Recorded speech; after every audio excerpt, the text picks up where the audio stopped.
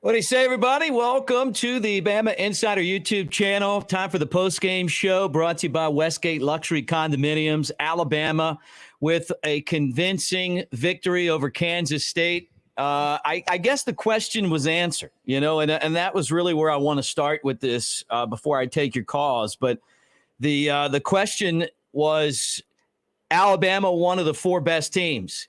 Damn right they were. And the committee got it wrong. They kept Alabama out. But you know what? The Crimson Tide today went out there and took care of business. And guess what? It's not a national championship. They're not in the college football playoff. Georgia's probably the happiest team in the sport right now because they don't have to deal with Alabama. But yes, they are one of the four best teams. Yes, they are. Yes, they are one of the four best teams.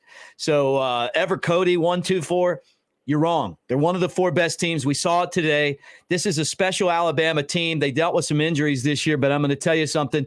All of those questions were answered. They absolutely hammered Kansas State after a slow start. They went on, what was it, like a 42-3 run. Kansas State really didn't have any business being on the field with Alabama. And the Crimson Tide pick up a lot of momentum moving forward. You guys in the comments section, maybe you agree with him. You think Alabama's not one of the four best teams. I'm going to throw this up there for you because we're gonna talk about this tonight. I do appreciate, even though there's some dissent, your comments. We're going to get to your comments. We're also going to take calls at 205-850-1994. But look, I've said it since they lost two games at the end on crazy plays. One was a 2-point conversion and one was a field goal.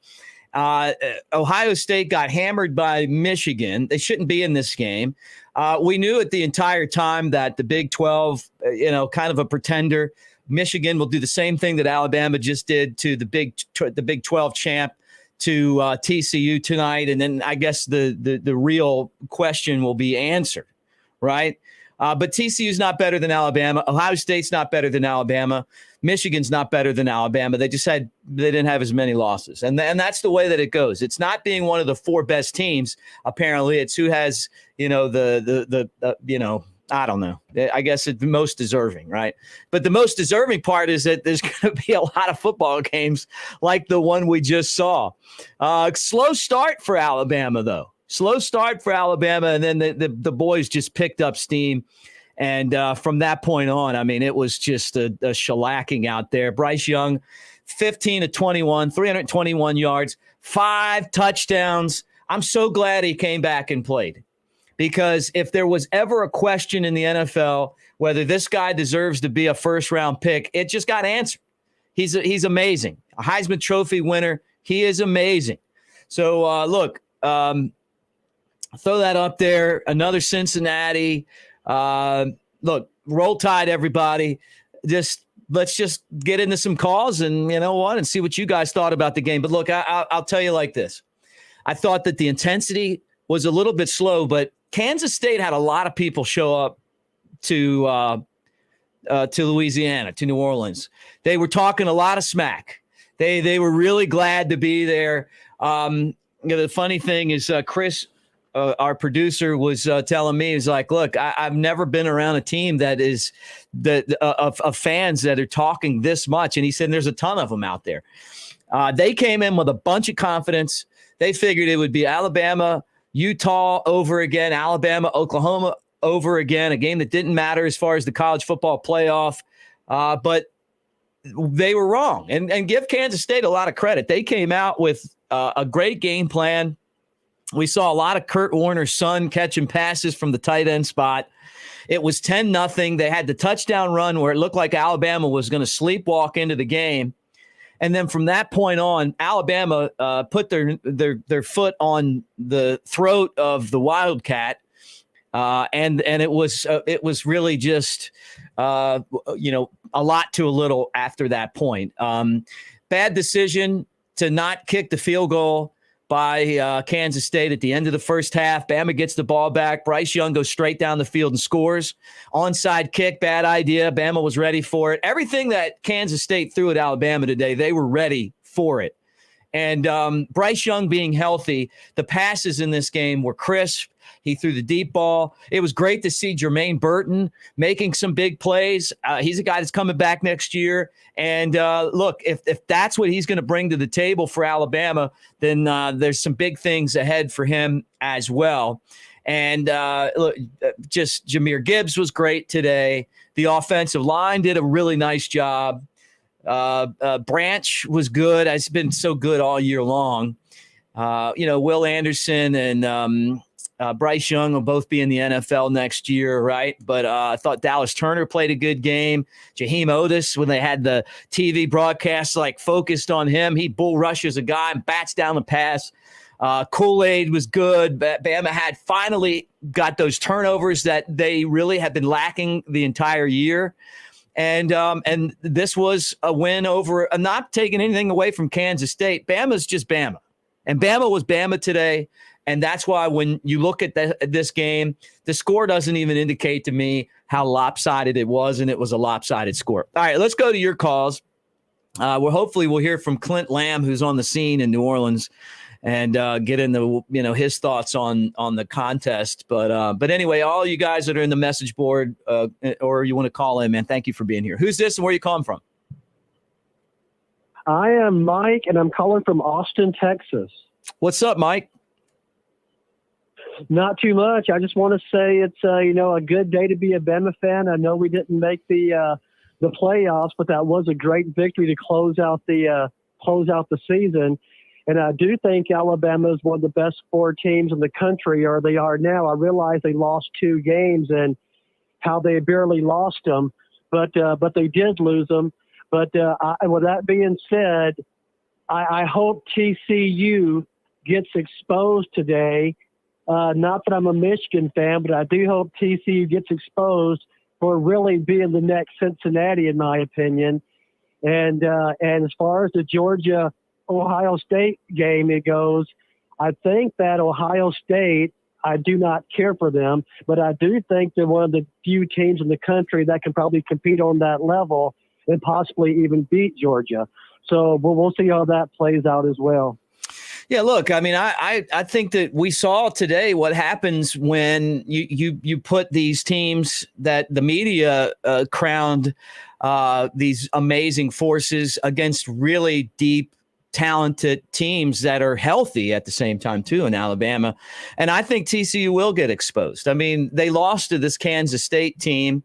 They really should have lost to them twice. They got lucky with the injuries at the quarterback spot the first time around, but it's disappointing in a way because that's it for Bryce Young. And he got the hero send-off with the 5 touchdowns. And he may be the best player Alabama's ever had. And then today we might have seen him. Today we saw him in an Alabama uniform for the last time. But it also gives us, don't you think, Mike, some momentum moving forward?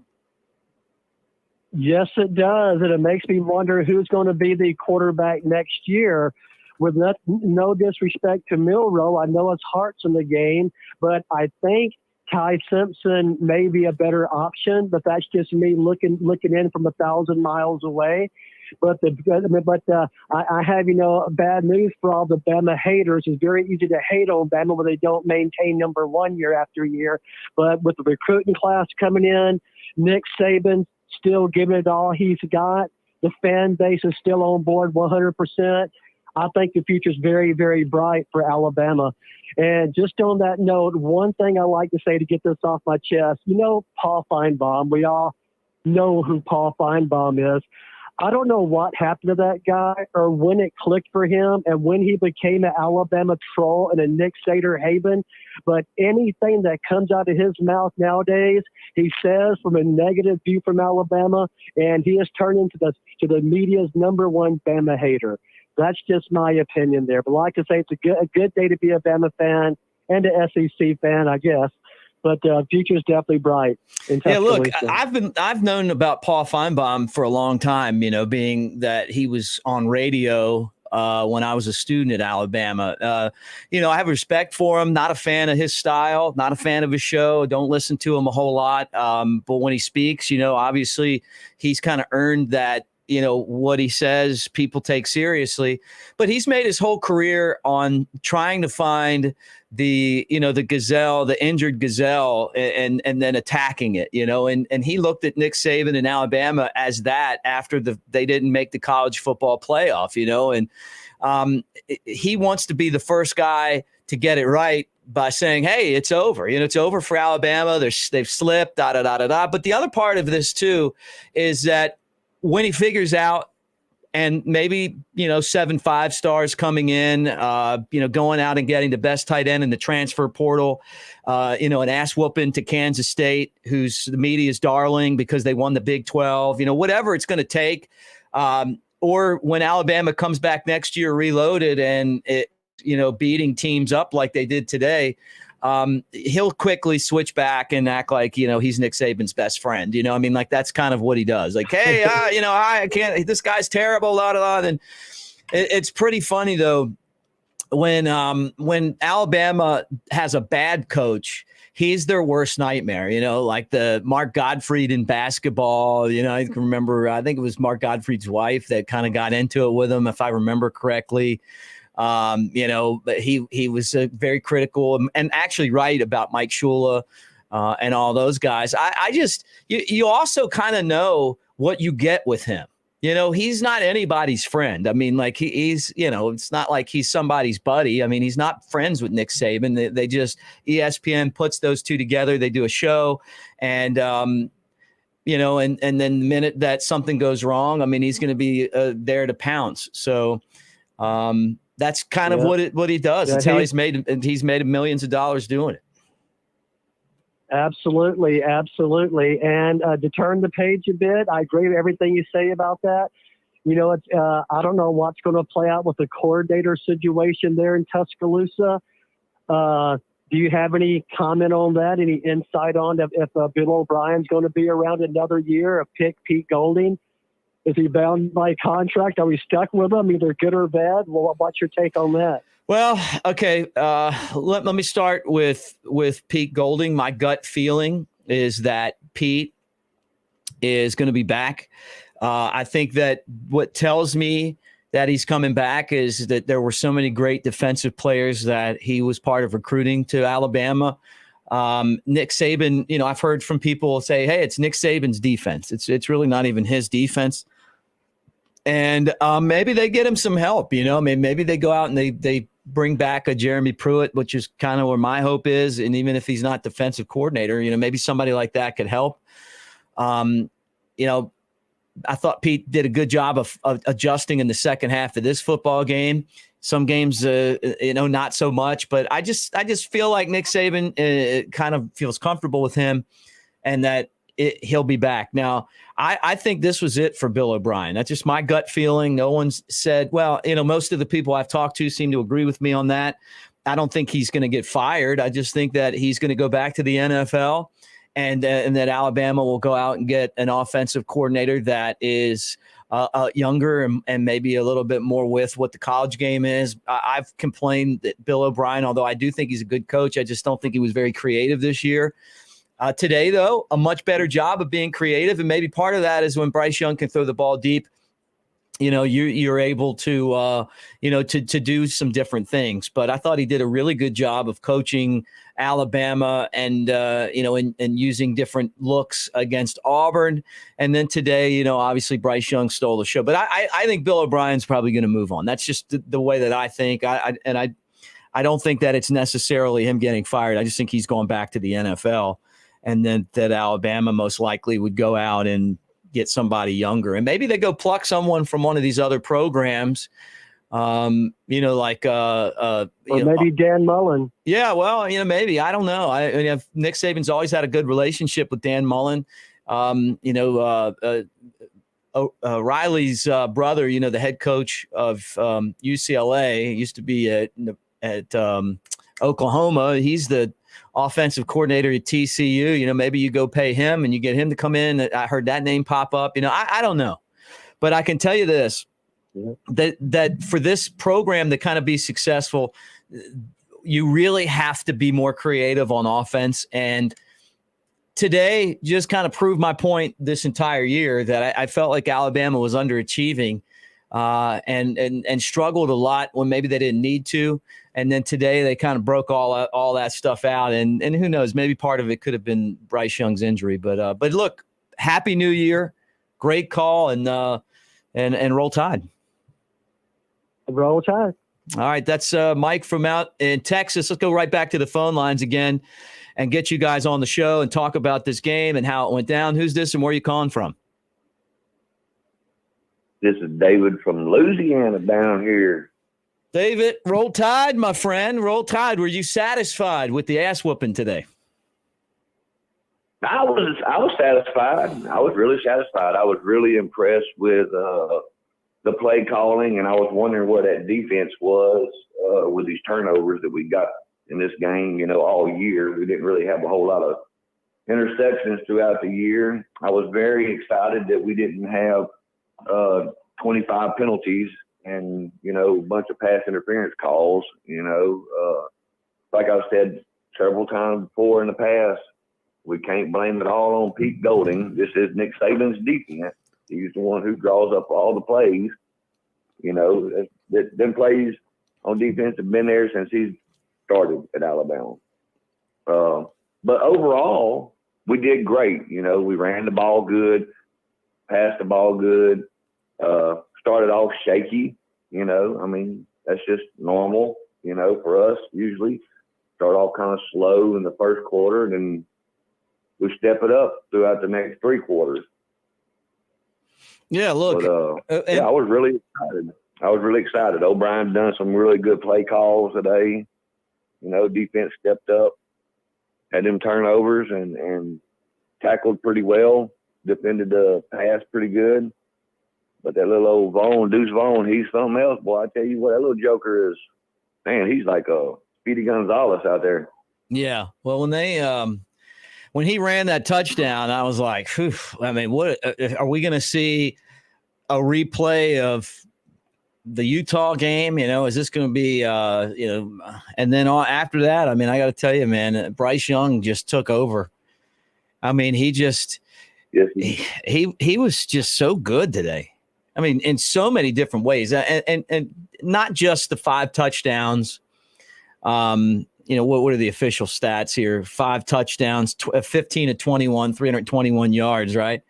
It's not just that. It was his ability to move around in the pocket, look downfield, find somebody, spread the ball out, Latu had 5 catches. Burton had 3 catches and a touchdown. Gibbs had 2 catches out of the backfield. Brooks had, a couple of catches, a beautiful touchdown for him. Prentice, how about his? 1 catch, 47 yards, but he did everything, scoring. McClellan caught a pass. Bond caught a pass for a touchdown. So you look at it and it's like, 15 catches, but it's a bunch of different guys, and that's what he's really good at. He just doesn't focus in on one player. He spreads it out. Right. Exactly. He that's the way it's supposed to be, spread it out, quit focusing on one player. And, if you'd had like a Devontae Smith or somebody like that on the game, you just focus basically on him because there probably wouldn't have been nobody on the whole defense of Kansas State that could even defend a Devontae Smith or something like that.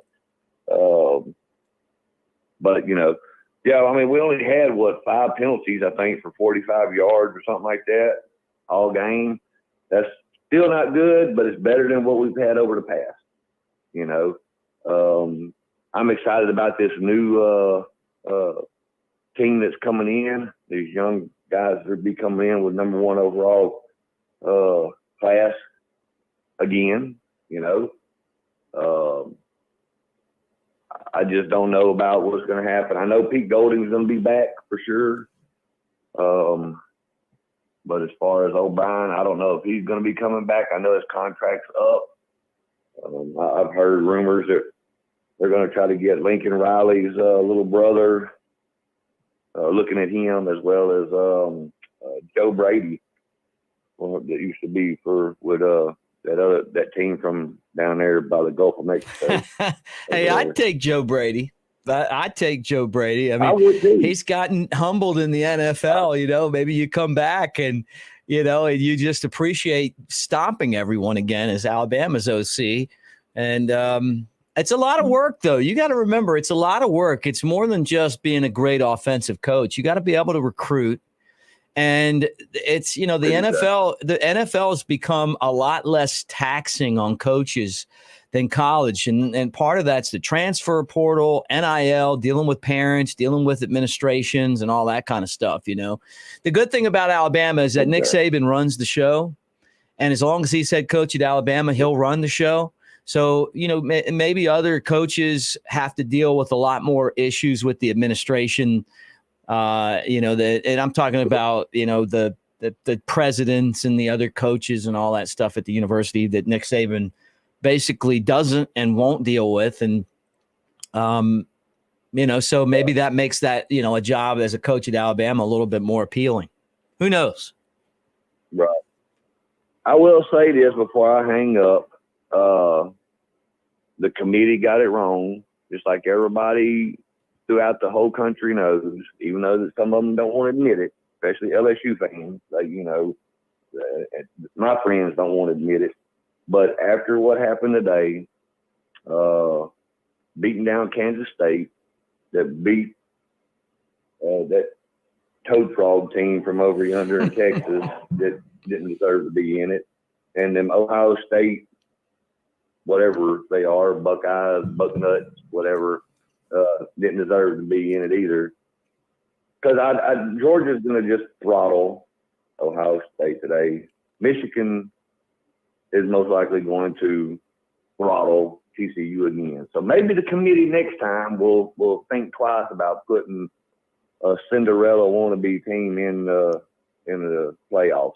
But hey, anything can happen. Anything can happen. Whoever thought Tennessee would have beat us, or especially LSU. Oh God, it just makes me sick. I know.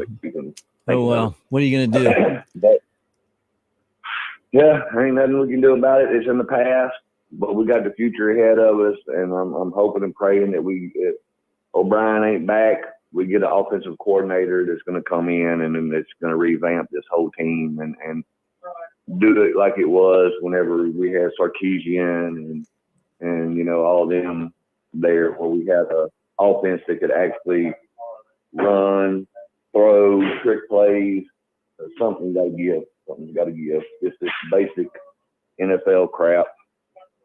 They can do that once they get out of college. I don't really care about the NFL too much, but I just bleed crimson and white. But with that being said, y'all have a wonderful New Year's. I hope, pray everybody stay safe. If you go out drinking tonight, make sure you get a designated driver. God bless everyone. God bless the United States of America. And y'all have a good one and roll tide. Hey, roll tide. God bless the USA, as Lee Greenwood famously sung. And God bless all you guys for hanging out with us tonight. And roll tide wherever you might be. All right, talking about Alabama's 45-20 win in the Sugar Bowl. Let's go right back to the phone lines. Who's this and where are you calling from? Hey, what's going on, man? It's Anthony from Long Island. How you doing, brother? Hey, what's up, Anthony? How you doing, bro? What's going on? So, yeah, I was just going to piggyback off of what he was just saying about, obviously, the committee got it wrong. It just shows how much, the system doesn't work, because we blew out a team that lost to Kansas State in the conference championship. But the reason they only got in was because we had one more loss than they did. But then when you look at the committee contradicting themselves all the time, it was really to get the four best teams in. So, but yeah, man, good win. Bryce Young played good, played phenomenal. Will Anderson wasn't really on the field.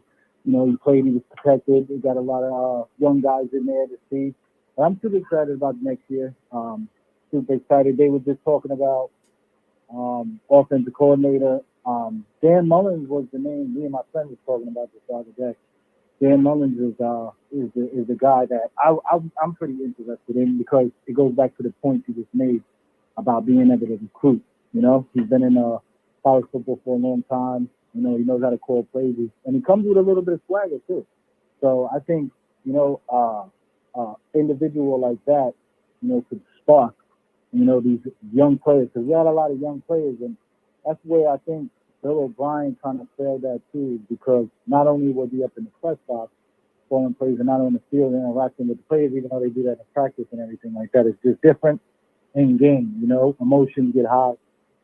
For you to be on the sideline and look somebody in the eyes and be able to, talk to them is a different thing than being up in the press box. But the age difference, I feel like, is, I don't know his personality personally, but, I just feel like it's somebody, as Dan Mullen like that with his personality, he seems like, as he's been on the sideline and this year a few times on ESPN, it seemed like he'd be able, to really relate with the players and stuff like that. And he's been a good play caller, throughout his career. So that was the name that me and my son had talked about that a few days ago. We've been bringing it up. But other than that, like I said, offensive line, I wanted to get your take on this too. Offensive line, we didn't really run the ball too good. I know Kansas City is decent up front, that was the one area we really didn't run the ball like that. So I'm curious to see that. I'm excited about our defensive line. I'm excited about our linebackers. I'm also excited about the secondary, and I think I could speak for every Alabama fan as far as turning around and finding the ball. Mm-hmm. So they did that a lot today. They had interceptions. McKinsey had that breakup. He's pretty much locked down on that one side.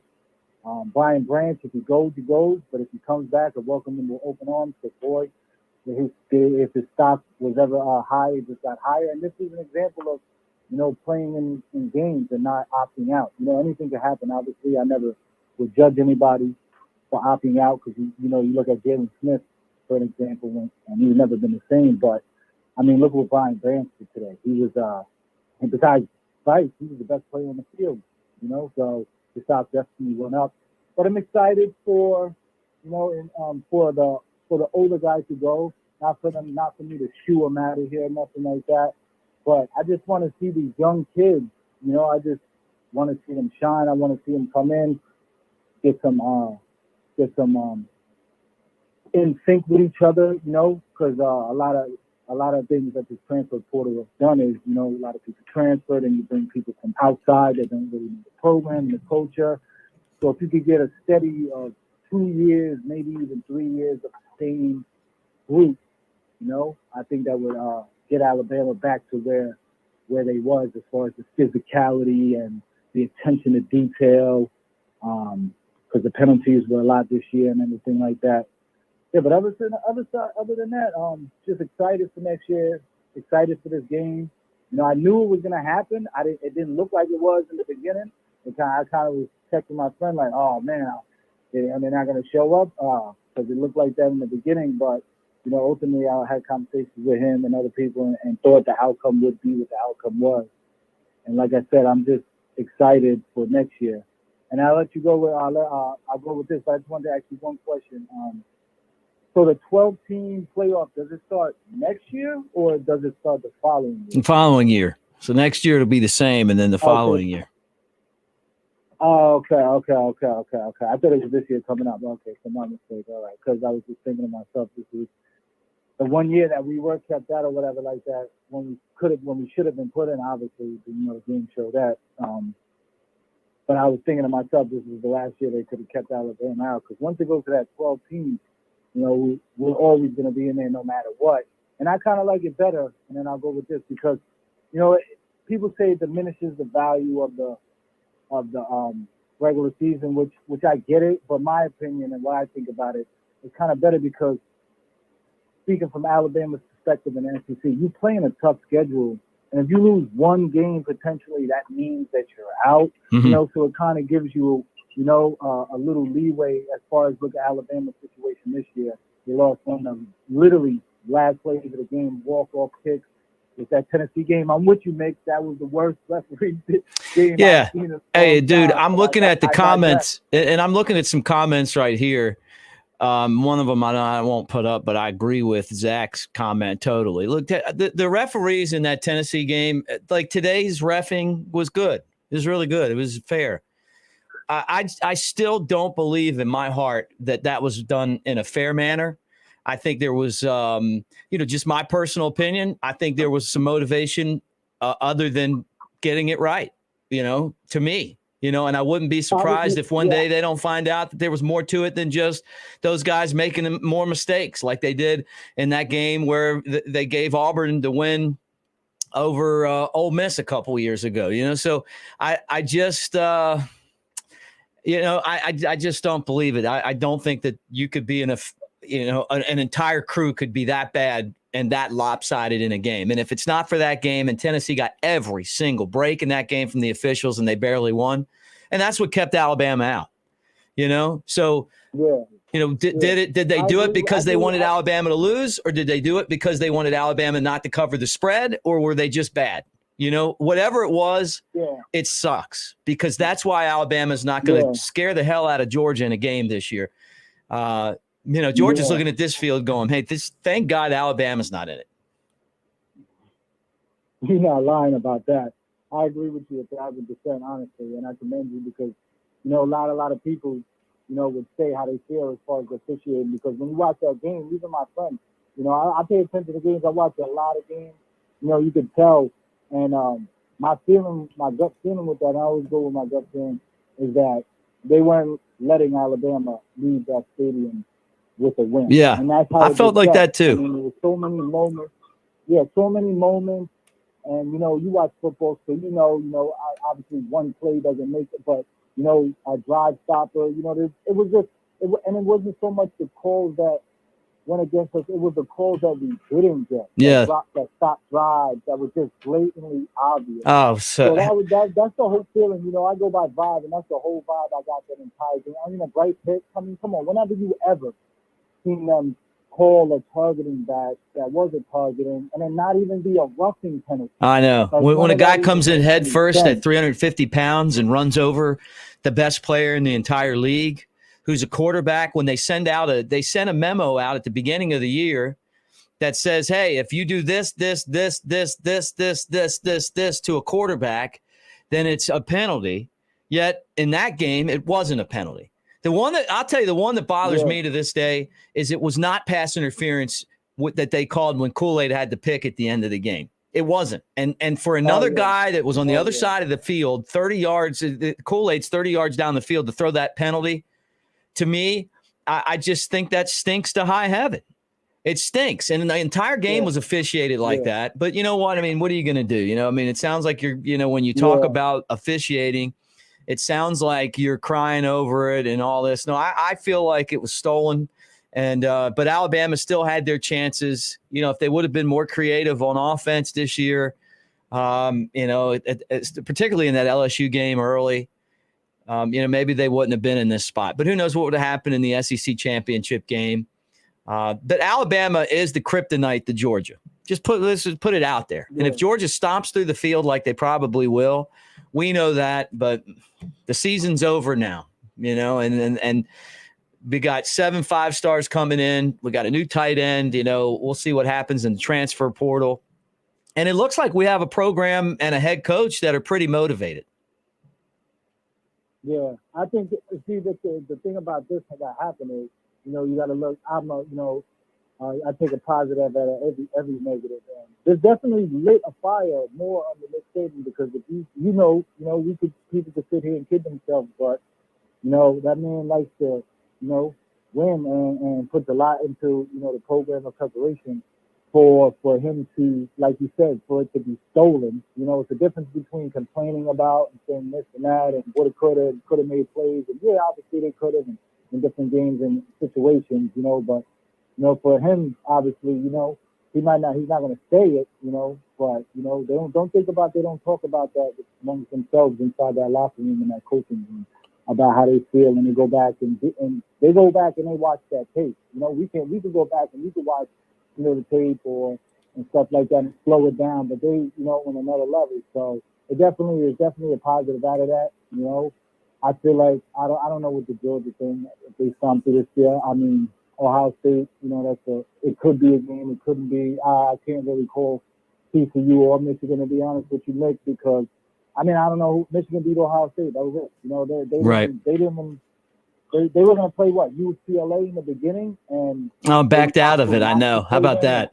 Yeah. So I mean, yeah, and you're playing teams like, you know, so you put these other teams, and then people. Another thing that people throw out there is, oh, look at the SEC record in bowl game. I mean, you can't really speak about bowl games nowadays because so many kids are opting out. It's not even the original team that has played. The motivation is gone. These are talking about 18, 19-year-old kids, you know, emotion. So it's not the same thing. And, you know, as far as just a regular season, and including when you play Alabama, you know, you bring all your chips to the table.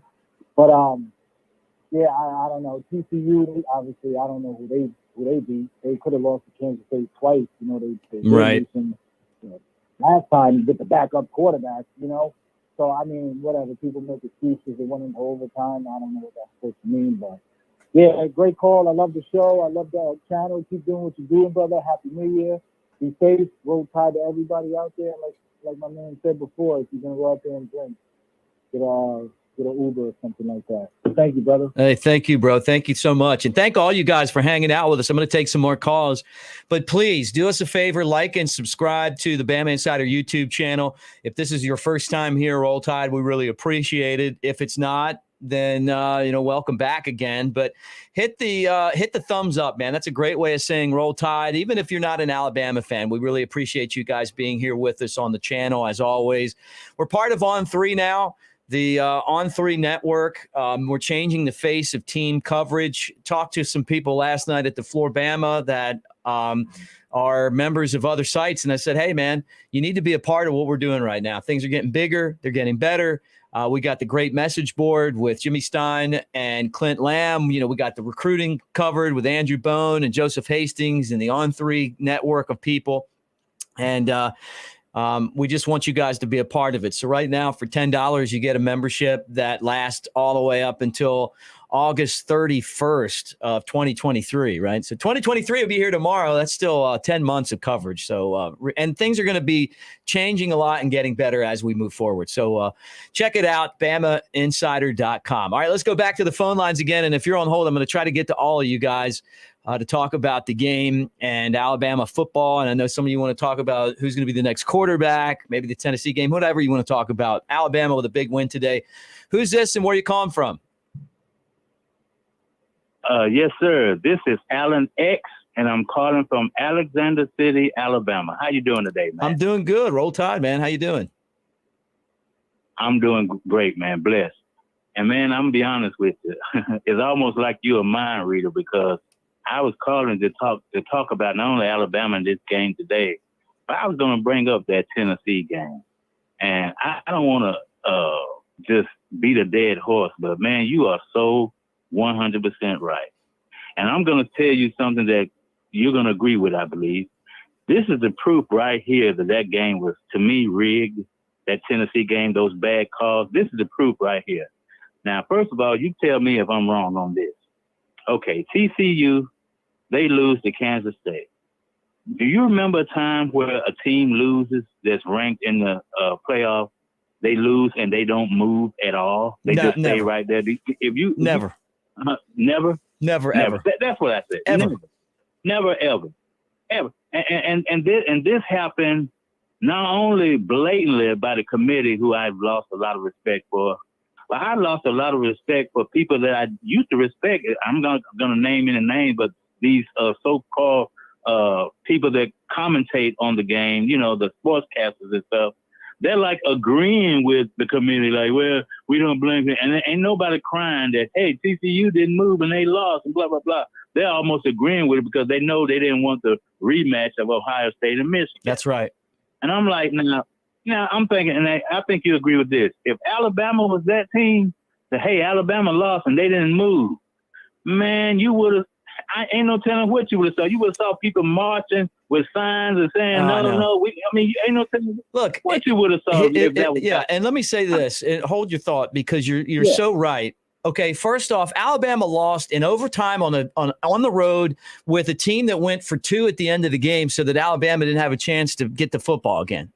They barely lost the game. Yeah. And as a matter of fact, it should really be a tie. And I think that they should go back to ties now that they've got this college football playoff and you're going to play like an NFL schedule, just because, you know what? Right. I mean, you can have a tie. You know, they used to have them that shouldn't have been a loss, right? Then the other one, you know, at the end of the game, through all the bad penalties, through all the bad calls, and I've been around sports my whole life. I've been covering Alabama for 30 years. I've never felt like ever that the officials cost Alabama a game. I can't remember going back throughout, you know, there was the Auburn game in 95 where the touchdown pass was caught in the end zone. Did he have his foot in or not? I mean, but that's a tough call. Right. It wasn't an entire damn game from the minute that it started until the minute that Alabama couldn't cover the spread, that the penalties, even there was a play in that game where they called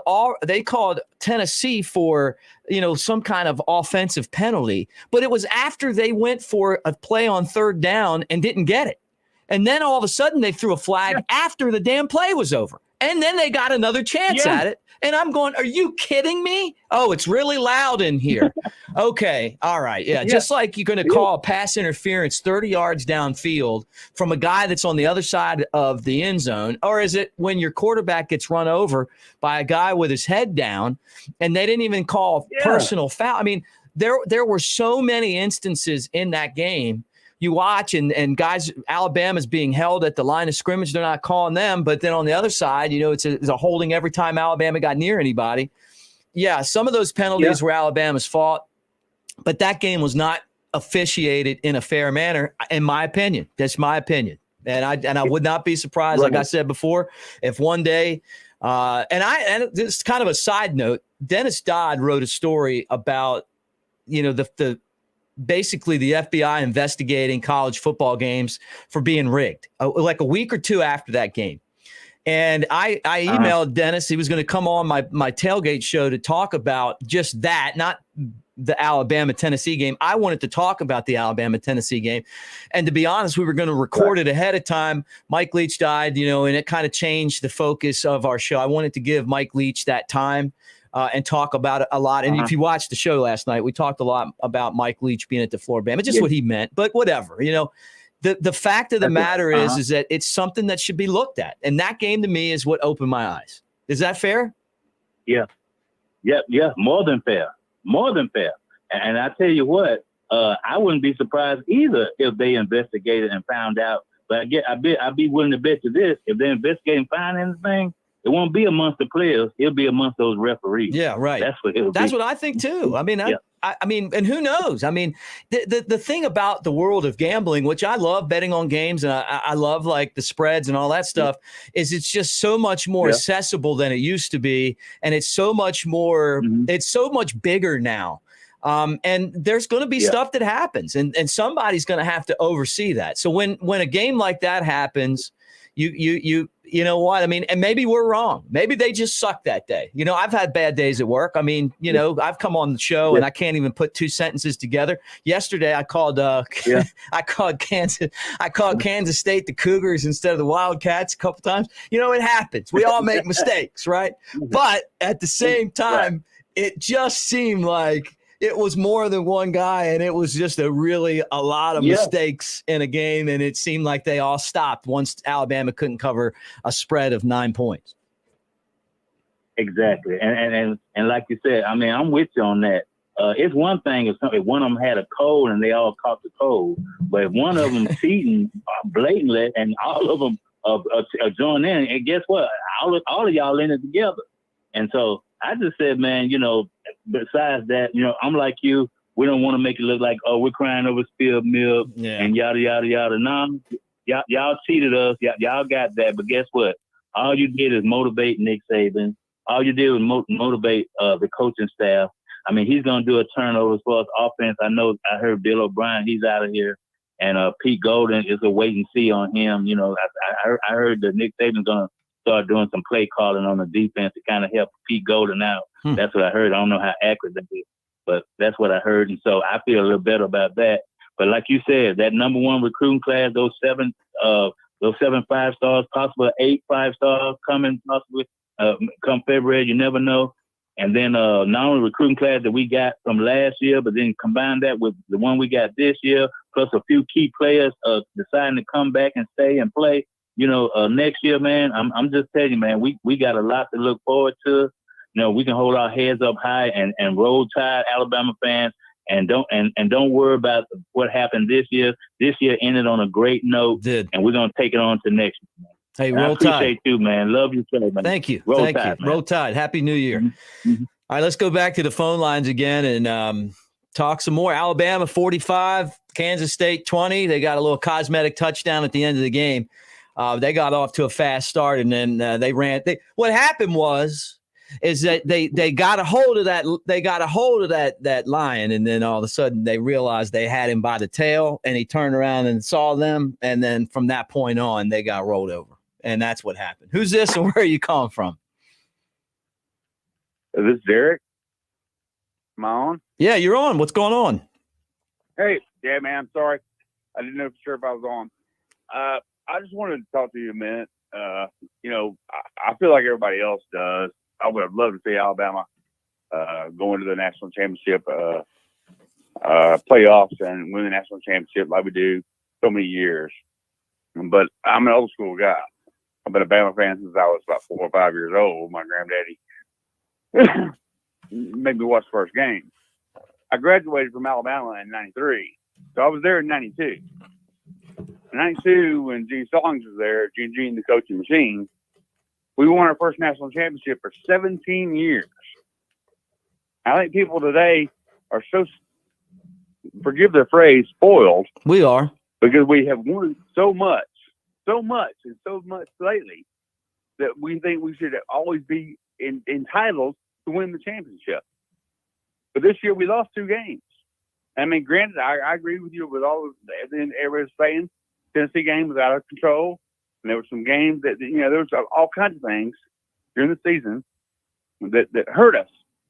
But we did lose 2 games. And other people do have a right to be in the championship, not just us. And I think we have to remember, hey, I mean, we've had a lot of success.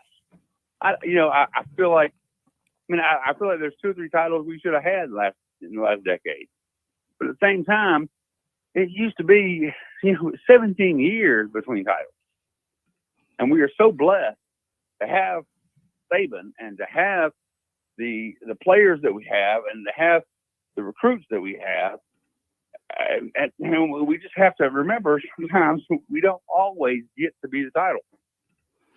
Yeah, and look, I'd just like to hear your thoughts on that. Yeah, no, look, I don't. First off, I am spoiled, and I don't want to be. I mean, look, I went to school when we stunk. I was there in '99 when Alabama won the SEC, and we lost to Tom Brady in the Orange Bowl game. Before that, we weren't good. After that, we weren't good. And so I don't go to as many games as I used to. I used to go to a ton of games, and partly because I got to do this show, and it's hard for me to get out of the stadium in here. But you know what? I also appreciate what we have too, and I love Nick Saban, and I love what he's done, not just for the football program, but for the whole state. I mean, there's just it's a national program. I'll tell you a story. I was, I do stuff in baseball too. And I was talking to a longtime scout out of Miami, winter meetings one year.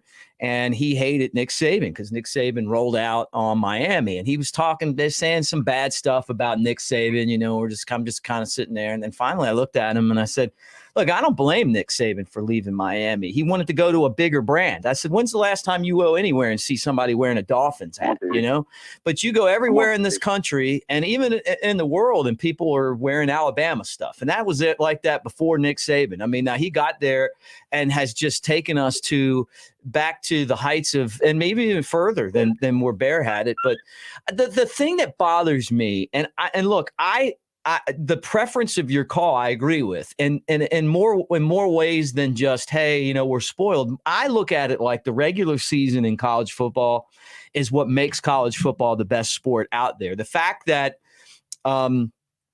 that, every game matters, because you can't lose a game some years and get in. You can't lose 2 games and get in, But it was just the way that things unfolded at the end where TCU lost. They didn't even move in the polls.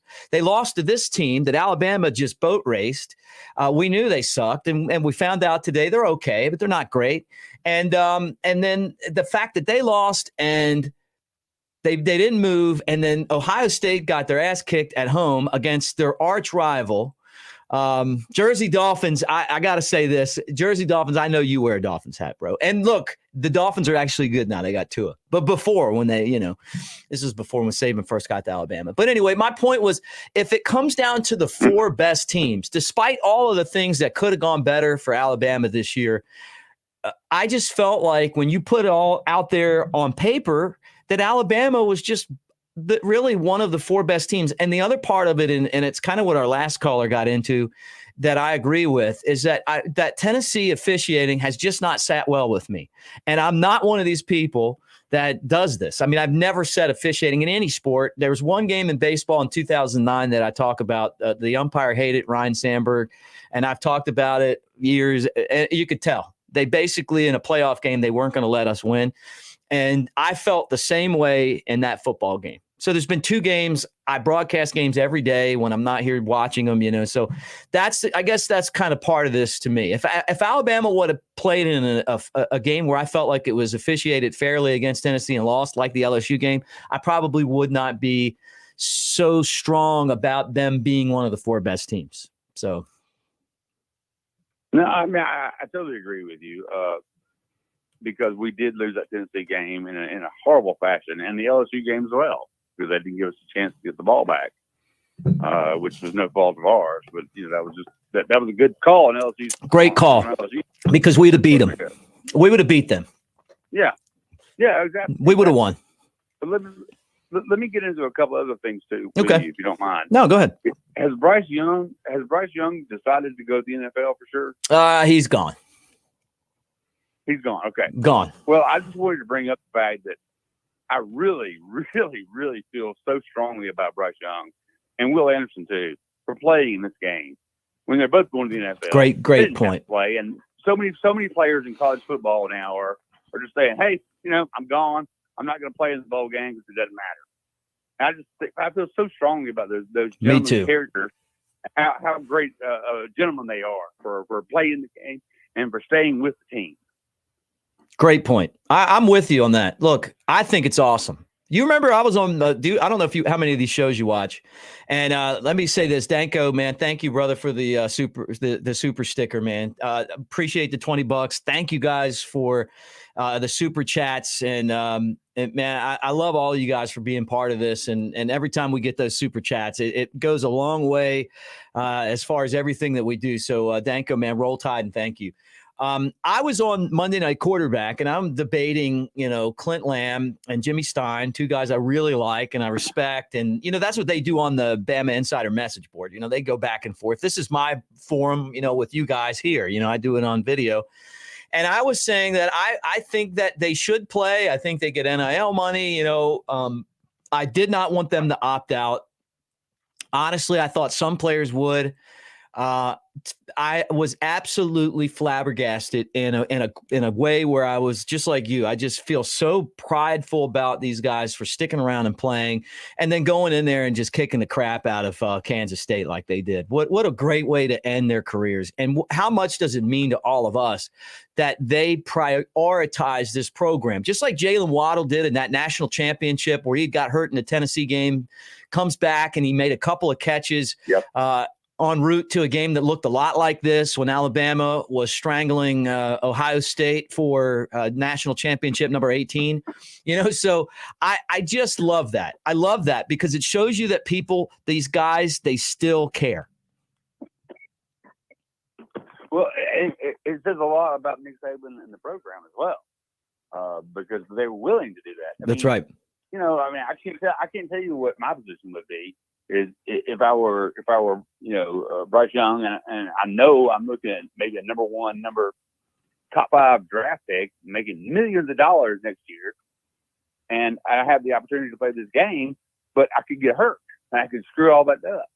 And for him to go through to play the game, and Will Anderson too. I don't mean to slight Will Anderson by any means, but for them to play in this game, which doesn't mean a whole lot in terms of national rankings or anything else, but it means a lot for pride.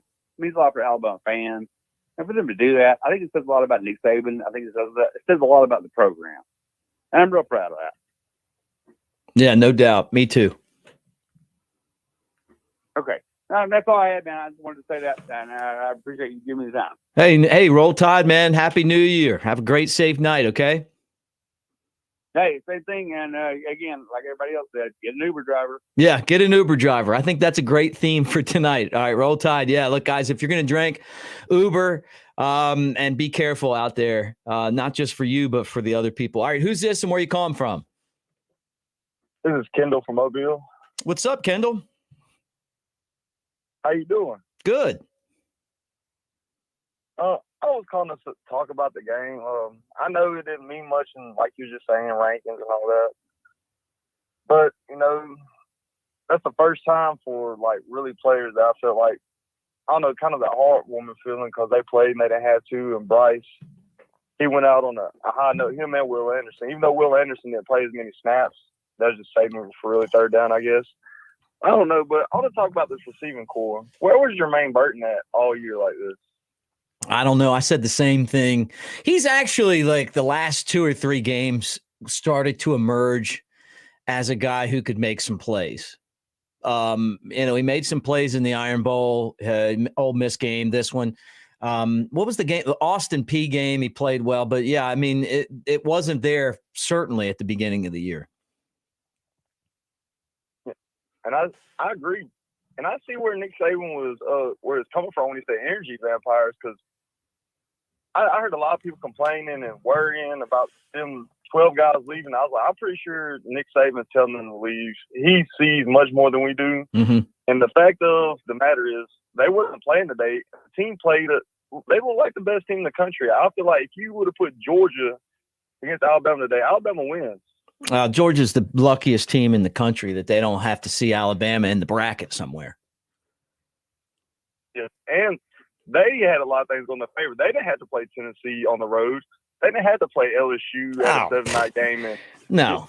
Look, they didn't play a schedule. Alabama played a legitimate NFL-type schedule this year. They played 5 tough, real road games. They didn't have Vanderbilt on the road. They didn't play Kentucky on the road. They didn't play Missouri on the road, South Carolina, who actually, got pretty good at the end of the year. But, those are easy wins. They played against 5 teams on the road where it's a tough place to play. And that just doesn't happen a lot in college football. I agree. And today, this team showed me they're out for blood. I believe next year they're going to maybe come out like the 2020 team, possibly. The way the receiving core looked, especially today, I've seen so much more heart, especially from Deontay Lawson. He reminded me of one of the old great linebackers. Today, he held Deuce Vaughn behind the line of scrimmage so many times. I'll tell you, man, they got off to a really, really methodical, slow start today. And then when they got things cranked up, it all started with that drive after the touchdown run that went, 70-some yards. And then Bryce Young took Alabama down the field, hit the big pass.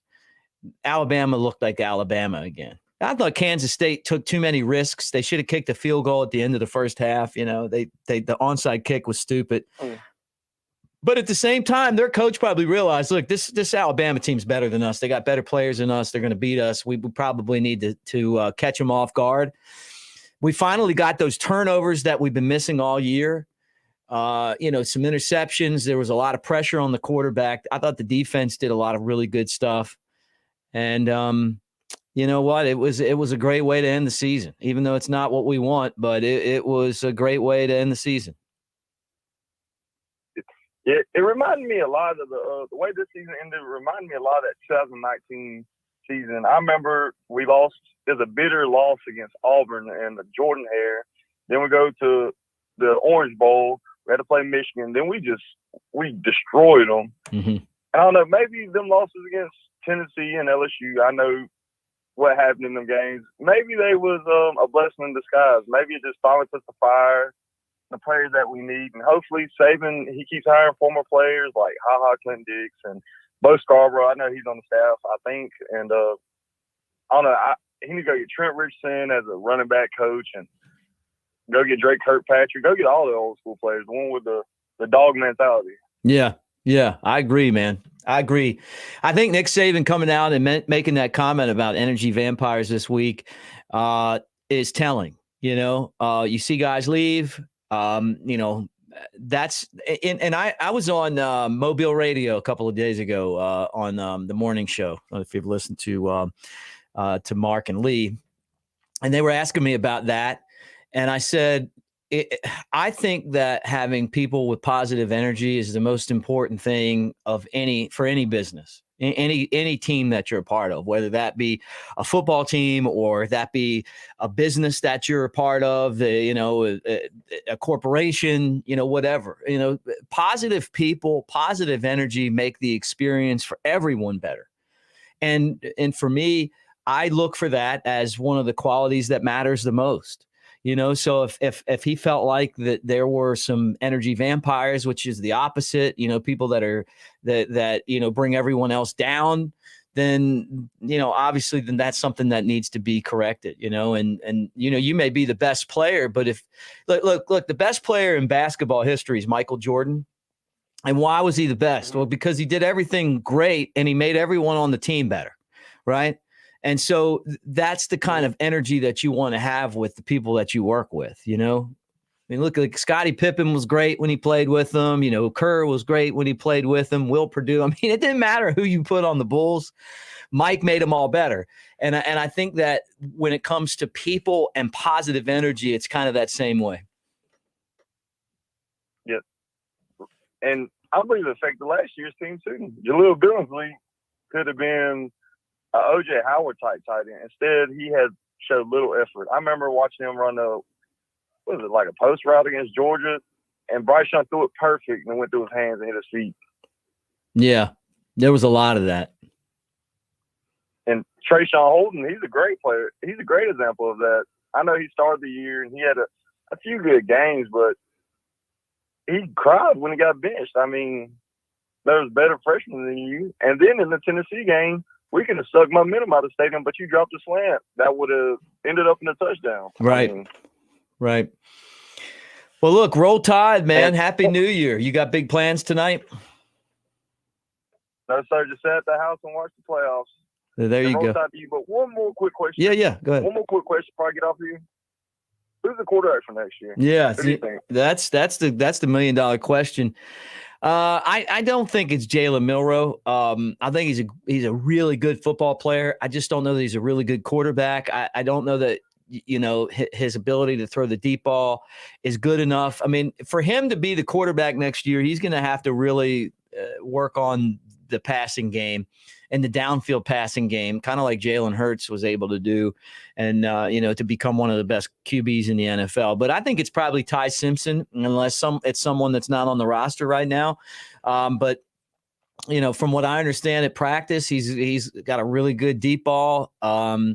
That he's able to read defenses. The only issue that you have if you're Alabama is, you're going to make mistakes when you're a young QB. You just don't want to lose games because, like last night, the Clemson and Tennessee game, Clemson's quarterback is more talented than the guy that transferred, but, he looked like a deer in the headlights a few times, and he's been there the entire season, but at the end of the half, they need him to get the ball out of bounds so they can kick a field goal. He's running with it, so I don't know that Ty Simpson is going to be that way, but I'm guessing that Ty Simpson makes a really strong push to be the quarterback next year. And then I mean, if I had to guess, I'd say if it's not somebody on the roster, if it's somebody on this roster rather, that it would be Ty Simpson. Yeah, I put all my money on Ty Simpson. I've got a few videos recorded. When it came in against Austin Peay, I know it wasn't nothing like crazy routes from them, but Emmanuel Henderson, they were like a 10-yard post. Well, no, it was a corner route. And Ty Simpson, all his intangibles and everything, it reminded me so much of Mac Jones, except with the ability to really move. Mm-hmm. Now, I'll really be looking forward to it. Yeah, awesome, man. We'll roll Tide and we'll see. We'll find out. And look, and make sure you stick with us here on the Bama Insider YouTube channel. We'll be following everything Alabama, even now that the season's over. But we'll still have our Monday night quarterback show. We'll get you set up for the 8A game, all the recruiting, anything going on with players transferring in or out, anything Bama, we're going to have it for you right here. I'll keep listening to y'all. Y'all have a great podcast. Roll Tide and Happy New Year. Yeah, roll Tide and Happy New Year. All right, let me try to get one more in. Maybe if it's quick, we'll get two more in before we bounce off for New Year's and watch a little football. Who's this and where you calling from? Hey, man, this is Clint. What's going on? What's up, man? How you doing? Oh, man, I'm licking my wounds from not being down there with you right now. Yeah, I know. How's it treating you? I know. Look, in the world of being a parent, when you don't have a babysitter, it kind of gets rid of your fun. You know what I mean? You all of a sudden it's like, well, I guess that big night I had planned isn't so big anymore, right? Yeah, so I guess I'll just sit here and watch football, which is okay. At least I get to do that. Yeah. So I'll be quick. I know you guys. Well, what'd you think about the game? I thought that Alabama looked like Alabama should have looked all year. I think that we got some bad attitudes out of the locker room. Mm-hmm. You can tell that the receiver group that's there now, they played harder. They caught the ball. They didn't have as many drops. I think the attitude of the whole team was just different. You could tell. Yeah. I think with this new recruiting class coming in, and I was kind of down and out throughout the year. Just the way the program looked, it looked kind of Shula-esque. And now, after this recruiting class that we just signed, I don't think that's the case at all. I think it reminds me of the 2010 year. We went into the 2011 year and just beat the brakes off of everybody. I hope that's the case. I'm kind of up on the program. Well, look, you're talking about back-to-back whoopings. The Iron Bowl in this game, mix in the number one national recruiting class. They wanted to get a tight end, and they went out and got Dupree, the number one transfer out of Maryland. There's just something about trying to throw dirt on Nick Saban when he's not dead yet. And whether it's Feinbaum or somebody else, this guy just keeps on proving everyone wrong. I agree. And if you listen to that stuff, I really don't think that Nick Saban's got any idea of retiring anytime soon. No. I really don't. Not after he just pulled this recruiting class off that he did. That takes a lot of effort. So I think he's still got it. Well, man, that's all I had. I wanted to just call in and say hello, give you my thoughts. So you guys have a wonderful Happy New Year. Hey, you too, man. Good to see you. Good to talk to you. And we'll have to get to do the Floor Bama thing again real soon, man. Roll Tide, Clint. Oh, yeah, we'll do it. Roll Tide. Thank you. And have a safe night. Happy New Year. All right, let's do one more, and then I'm going to bounce off here for the night and watch some football and do the New Year's thing. Who's this and where you calling from? Hey, this is Brent from Gunnersville, Alabama. How are you? What's up? Up in Gunnersville. What's up, man? Roll Tide. Not a whole lot. I'm going to give you a little quick old school. I've been a season ticket holder since 1986. I spent many games down there with that stadium, half full or less, until 1992. Yeah. And I've watched a lot of Saban's defenses, and I pay a lot of attention to them. I still firm believer that 92 defense was one of the best defenses Alabama's ever had. Oh, Brother Bill, man. I mean, think about how good they were. You take, the bookends, Copeland, Curry. Yep. That defense, and they go into the Orange Bowl against Miami, and just made them, Fredo and them look like chumps. I guess that was probably one of my most exciting years. And that's, when you hear people say, well, we're arrogant, sore losers.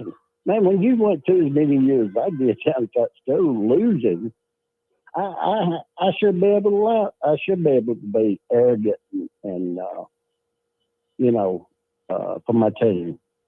Yeah, look, I mean, I'm not disagreeing with you. I mean, you just exploit. Look, Nick Saban has raised the bar so high. These are his standards. Yeah. These aren't even our standards. These are his standards. I thought, and I told Jay Barker, Jay and I are good buddies, and I've told him before on and off the air that the administration running off Gene Stallings was one of the stupidest things that Alabama ever did.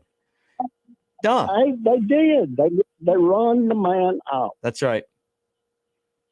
And it was all downhill from that until Mile Moore come along and said, I ain't taking this crap no more. I'm going to go out and get the best. I don't care what it takes. I'm going to get him.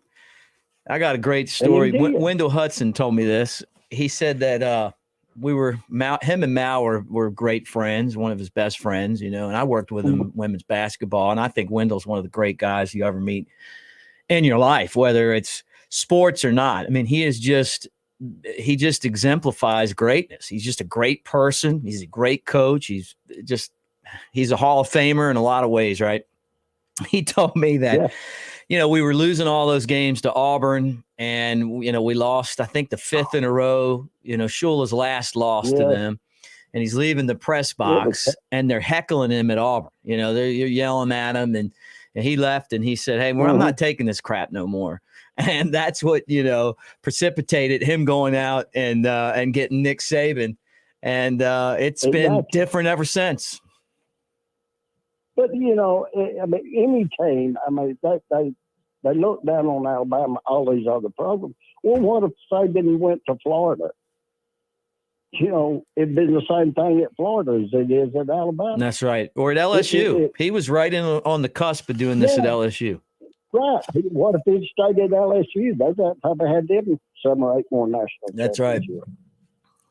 It's him, and it's him only. And is there another one out there like him? I ain't seen one yet. I mean, he just. So I'm gonna have my arrogance about me because I went through too many years. Right. Of watching your arrogance comes from having to deal with the Mike Dubose and the Shula years, and and the Perkins not Perkins. I'm taking Perkins out of there. Curry. What's his name that come here and got in trouble on the golf course? Mike Price. Mike Price. I think he'd have been a good coach if he would have not gotten in trouble. I think out of all of them during them days, he had the potential. Yeah, he did. And you just called his name. I'm not good at remembering. The one they went and beat Auburn, beat the crap out of them at Auburn. Then took him a jet to what? Texas A&M. Oh, Franchione. Yeah, that ruined his career. I mean, he was. Is he still even coaching anymore? No. I mean, what a bad decision.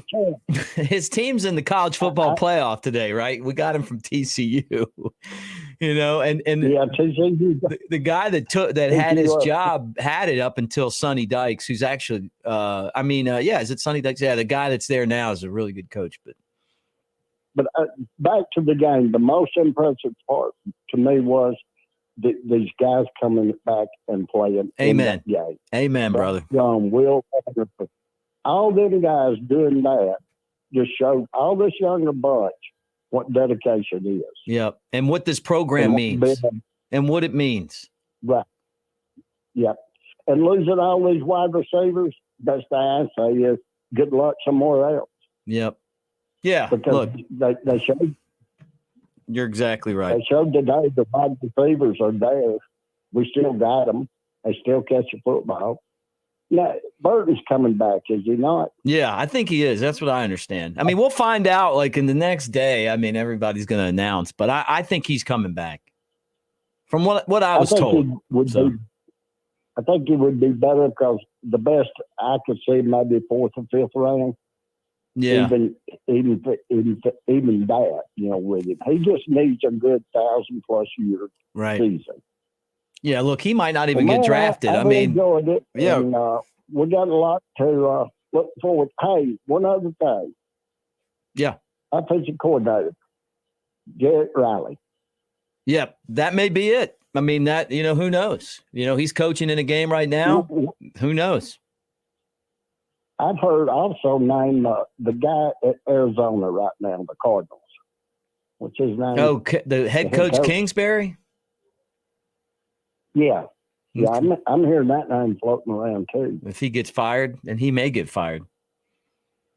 That's where it is he's going to be. But I think, Saban needs to go out there and get him a young, motivated offensive coordinator. And right now, that to me, that's Garrett. Yeah. I mean, TCU is up 14-0 right now on Michigan. I know. That's why I got to get off here and watch this. I mean, you guys, I see everybody in the comments section. They're like, interception, touchdown. That's so funny. I'll let you go and roll tide, brother. Hey, roll tide up there in Guntersville, and appreciate you and all you guys for hanging out on the show today and talking Alabama football. And let me close with this. First off, roll tide, man, 45-20.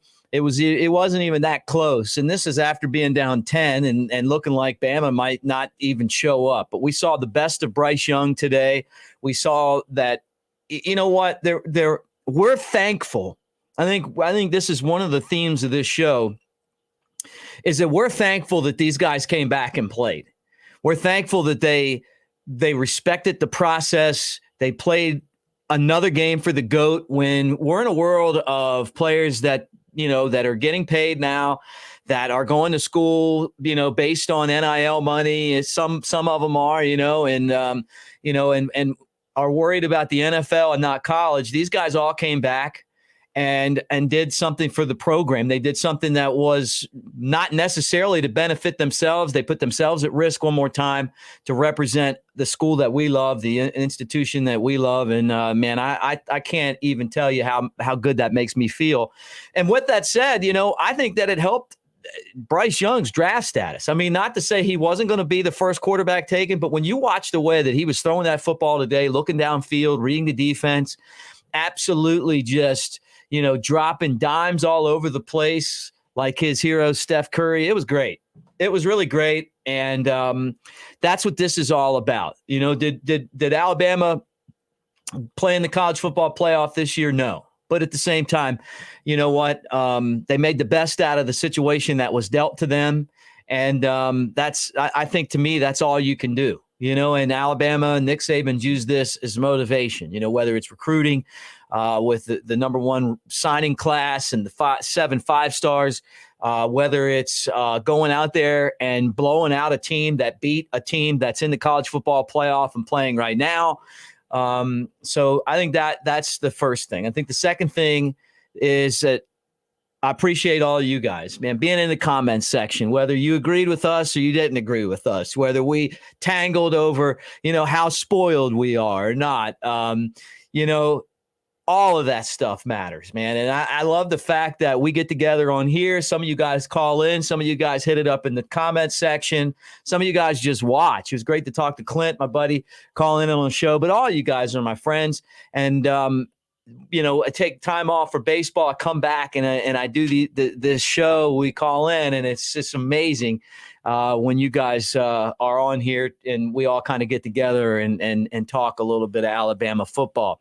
Dinovine, thank you, man. Thank you. $100 super chat is awesome, man. All of you guys that have given the super chats this year, I appreciate it. Happy New Year to you, and thank you, man. That money goes a long way to pay us, give us something, a little extra, and it helps out the entire crew. So thank you for doing that, and I really, really appreciate it. The final thing is that don't throw dirt on Nick Saban's grave yet. Whether you're the most powerful, influential person in SEC media or you're just, some guy sitting here in his home studio talking on a YouTube channel, don't do it. Nick Saban is still alive and still breathing, and he's extra motivated. So, this is going to be interesting to see how this thing goes. One more year and then the college football playoff here. So anyway, special thanks to Chris Daughtry. Always great help from him, the guy that puts all this together.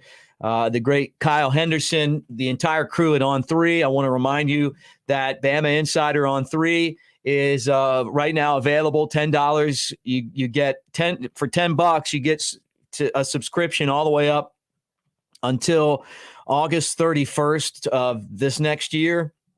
So that's almost a year of coverage. And that includes the message board with Jimmy Stein and Clint Lamb. That's all the recruiting with Andrew Bone, Joseph Hastings, the entire On 3 team. So make sure that you take advantage of that. I want to tell you guys with a wink, we're just getting started at On 3. We got some big stuff coming, and you're going to want to be a part of this. You probably want to be part of it more than you even know right now, but all the greatest Bama coverage is going to be there.